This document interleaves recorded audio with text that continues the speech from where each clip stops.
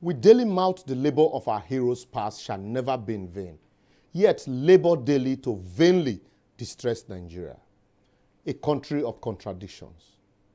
If you say those in government today, including the former Accountant General of the Federation, Ahmed Idris, a former Deputy Governor in Abia State, Peace Akomas, members of the Revenue Mobilization and Fiscal Commission, the Commissioners of Finance in the 9 oil-producing states, members of the Abdulaziz Yari Group, a former technical assistant to the SAC AGF, Olusegun Akindele, Mohammed Kudu Usman, and all their accomplices that were alleged to have collectively shared 109 billion state funds were once critics of the misdeeds of previous administration, you'll be very spot on. But immediately they got opportunity into government, they surpassed those they once criticized in stealing our commonwealth. Now waiting all of us don't turn Nigeria to be that. Forget the rhetorics, we are all corrupt. Prove me wrong by refusing to collect that kickback. I can bet you that those waiting to take their turn to steal from government coffers, including so many of us criticizing today and others shouting obediently, batified and articulated, are more than those stealing today. After all, nothing APC no say or promise us during 2015 campaign. Nobody steals more from Nigerians than Nigerians. And nobody is destroying the country like our citizens. A society of anything for your boys. Show your girls love now. Entitlement mentality. Otherwise, how do you explain these so many contradictions? We are currently hit by the worst scarcity of forests since the history of this country. But according to some candidates in both the APC and the PDP convention, there was enough dollar to bribe delegates at the party primaries.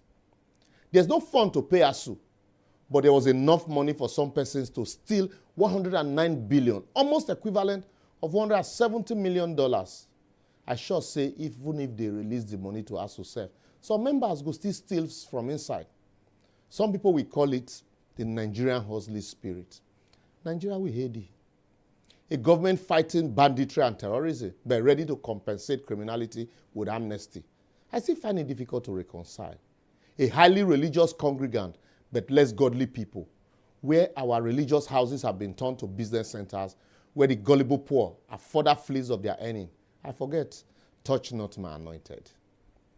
A government that promises El Dorado, but fail on all fronts, yet eulogized by the victims of its failure, is an apt description of a people in chains, but in love with their state slave masters.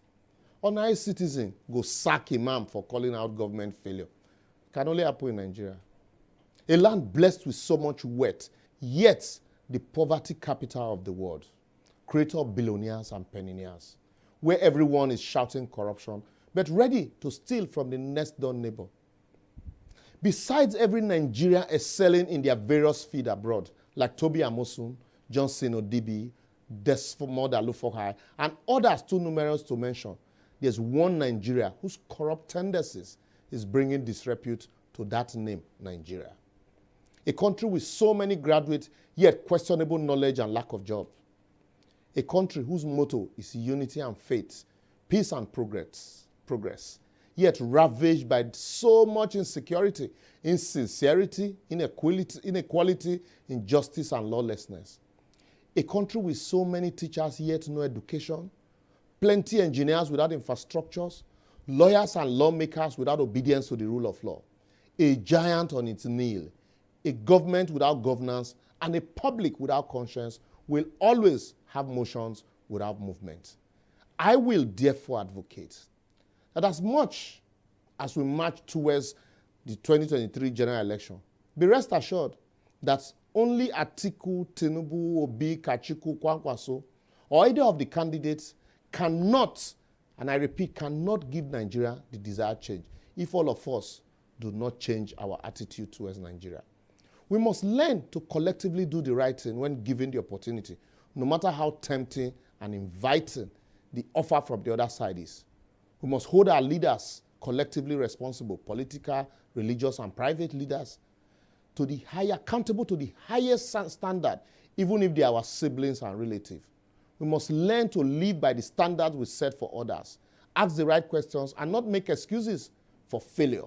Otherwise, if we like, pray from today till tomorrow for Nigeria in distress. or continue to say Nigeria will be great again without doing things differently to make it great, it will continue to great from bad to worse. I know they wish the country bad, only just stating the obvious, that all of us must change.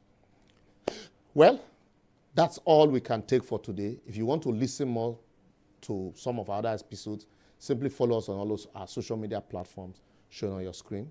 Then plenty there. Prayer, they say, is the master key, but it takes effort and work to turn the key. See you next week.